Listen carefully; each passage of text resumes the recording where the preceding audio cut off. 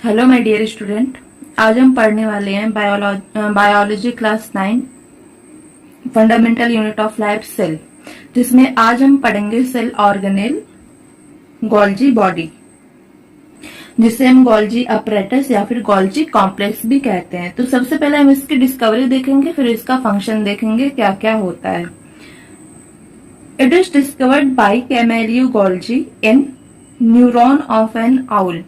इन्होंने Golgi body को discover किया। कहां से डिस्कवर किया? आउल के न्यूरॉन से। तो इसके पीछे एक स्टोरी है, मैं बताती हूँ आपको कि कैसे इन्होंने डिस्कवर किया। तो बिगनिंग में, शुरुआत टाइम में ये पाविया की यूनिवर्सिटी में मेडिसिन की पढ़ाई करते थे। बाद में इन्होंने अपने ग्रेजुएशन के बाद 1865 में इन्होंने पाविया के एक हॉस्पिटल में काम करना शुरू कर दिया। After graduation in 1865 he work in hospital of Pavia. इन्होंने जहां से मतलब मेडिसिन की पढ़ाई की थी, उसी हॉस्पिटल में ग्रेजुएशन के बाद 1865 में काम करना शुरू कर दिया। तो सबसे पहले इन्होंने काम किसमें करना शुरू किया? न्यूरॉन्स से, न्यूरॉन्स नर्वस सिस्टम से रिलेटेड इन्होंने इन्वेस्टिगेशन करना शुरू कर दी। और उसी हॉस्पिटल के एक छोटे से किचन में इन्होंने इन्वेस्टिगेशन करना स्टार्ट किया, और बाद में फिर उसी किचन को इन्होंने लेबोरेटरी के फॉर्म में कन्वर्ट कर दिया। इन्होंने जो आउल होता है उसके न्यूरॉन से इस गोल्जी बॉडी को डिस्कवर किया था। अब कैसे डिस्कवर किया? इन्होंने आउल का न्यूरॉन लिया, यानी कि एक नर्व ली, जिसे AgNO3 यानी कि सिल्वर AgNO3 से स्ट्रीम किया, रिएक्ट करवाया। तो क्या निकल गया? जो गोल्जी बॉडी है इसे उसमें हमें दिखी, और इस रिएक्शन को क्या बोलते हैं? Black neuron reaction. This reaction is also known as black neuron reaction. तो आपको ये याद रखना है कि किस चीज से डिस्कवर किया। तो किस चीज से डिस्कवर किया? आउल के न्यूरॉन से। और इस कैसे? By the reaction by the stream of neuron with AgNO3। और इस रिएक्शन को क्या बोलते हैं? Black neuron.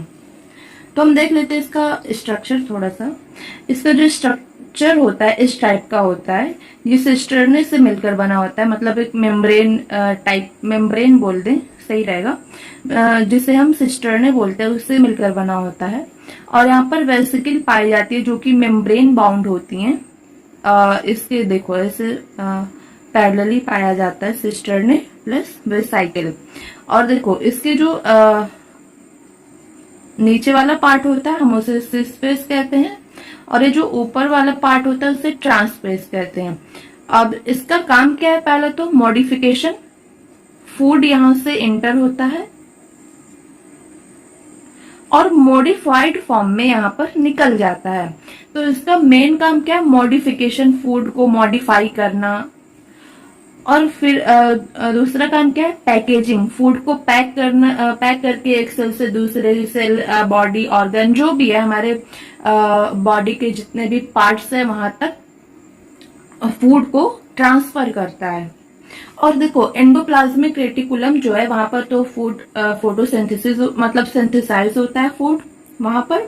फिर वहां से वो जो फूड होता है गोल्जी बॉडी तक ट्रांसफर होता है। हमने पढ़ा था कि जो एंडोप्लाज्मिक रेटिकुलम है उसका मेन काम क्या है? ट्रांसफर करना, है ना। तो फूड को यहाँ ट्रांसफर करता है, जो कि फूड को मॉडिफाई करता है, रिलीज करता है और दूसरी जगह पर भेजता है।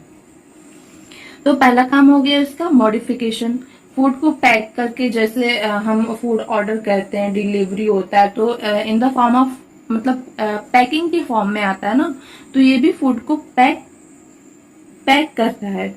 और तीसरा काम क्या है? सिक्रीशन। और इसका काम क्या है? Cell wall formation. ये सेल वॉल को बनाता है और क्या करता है? लाइसोसोम के फॉर्मेशन में भी इसका कंट्रीब्यूशन है। जैसे हम देखते हैं कि जो प्लाज्मा मेम्ब्रेन है या फिर सेल मेम्ब्रेन है वो लिपिड प्लस प्रोटीन से बनी होती है, उसी तरह जो लाइसोसोम होता है वो मेन पार्ट क्या आता है उसका? ये गोल्जी बॉडी क्या है? लाइसोसोम को बनाता है। और जो सेल वॉल होता है उसके फॉर्मेशन में भी इसका कंट्रीब्यूट होता है। और ये जो गोल्जी बॉडी है क्या है? सिंगल मेम्ब्रेन है। क्या है, सिंगल मेम्ब्रेन। हमने एंडोप्लाज्मिक रेटिकुलम पढ़ा, वो भी सिंगल मेम्ब्रेन। हमने गोल्जी बॉडी पढ़ा, ये भी क्या है, सिंगल मेम्ब्रेन। अब आगे हम छोटा सा और टॉपिक पढ़ते हैं, वैक्यूल। ये भी क्या है, सिंगल मेम्ब्रेन है। तो देखो वैक्यूल क्या होता है। वैक्यूल एक मतलब कह सकते हैं सेल का पार्ट होता है जो कि प्लांट सेल में और एनिमल सेल दोनों में पाया जाता है। तो वैक्यूल का मेन काम क्या होता है, स्टोरेज, फूड को स्टोर करके रखना। तो हम जानते हैं कि प्लांट जो है फूड को स्टोर करके रखता है, और जो एनिमल होता है वो फूड को स्टोर नहीं करता है, वो बनाता है और खाता है। लेकिन जो प्लांट है अपने फूड को कई दिनों तक स्टोर करके रखता है। तो वैक्यूल जो है उसका काम क्या है, स्टोरेज। तो जाहिर सी बात है जो प्लांट है उसमें वैक्यूल ज्यादा पाया जाएगा, बहुत बड़ा पाया जाएगा, और जो एनिमल है उनमें बहुत छोटा बहुत कम अमाउंट में वैक्यूल पाया जाएगा। क्योंकि जो एनिमल है वो अपने फूड को स्टोर नहीं करते और प्लांट जो है फूड को स्टोर करते हैं। और जो वैक्यूल की मेम्ब्रेन होती है, सेल मेम्ब्रेन, हम इसे क्या बोलते हैं, tonoplast. The cell membrane of vacuole is known as tonoplast. देखो जो प्लांट सेल होता है उसका जो वैक्यूल होता है बड़ा होता है, और जो एनिमल सेल होता है उसका जो वैक्यूल होता है छोटा छोटा होता है। प्लांट जो है उसके सेल में एक ही होता है, बड़ा सा होता है, इसमें छोटा छोटा होता है, बहुत छोटा छोटा। क्योंकि एनिमल में फूड बहुत स्टोरेज नहीं होते, फूड स्टोर नहीं होता, बहुत कम ही होता है। और ये जो वैक्यूल है, प्लांट सेल का जो वैक्यूल होता है, ये मैक्सिमम पार्ट जो होता है सेल का ऑक्यूपाई करता है। मतलब जो 90% प्लेस होता है ये ऑक्यूपाई कर लेता है। लिख देते हैं ऑक्यूपाई, और ऑक्यूपाई 90% ऑफ सेल वॉल्यूम। और जो एनिमल सेल होता है ये बहुत कम, लिखने की कोई जरूरत नहीं है। क्योंकि वैक्यूल जो होता है मतलब पाया जाता है, कभी कभी नहीं भी पाया जाता है, तो इसलिए हम नहीं लिखेंगे। बहुत कम स्पेस लेता है ये सेल का। और जो प्लांट सेल में होता है ये बहुत ज्यादा स्पेस लेता है, क्योंकि स्टोरेज की जरूरत इन्हें ज्यादा रहती है। और इसका काम क्या है, फूड स्टोरेज, जैसा कि मैंने बताया। और दूसरा काम क्या है, play important role in osmosis. Osmosis तो हमने पढ़ा है, हाँ पढ़ा है। तो जो मेन पार्ट होता है ऑस्मोसिस, मतलब वैक्यूल जो है ऑस्मोसिस में हेल्प करता है। आगे हम पढ़ेंगे कि कैसे हेल्प करता है। बस आपको ये दो फंक्शन याद रखने हैं वैक्यूल के, कि इनका मोस्ट इम्पोर्टेंट फंक्शन क्या होता है। तो पहला क्या है, फूड स्टोरेज। दूसरा क्या है, important role in osmosis. It play an important role in osmosis.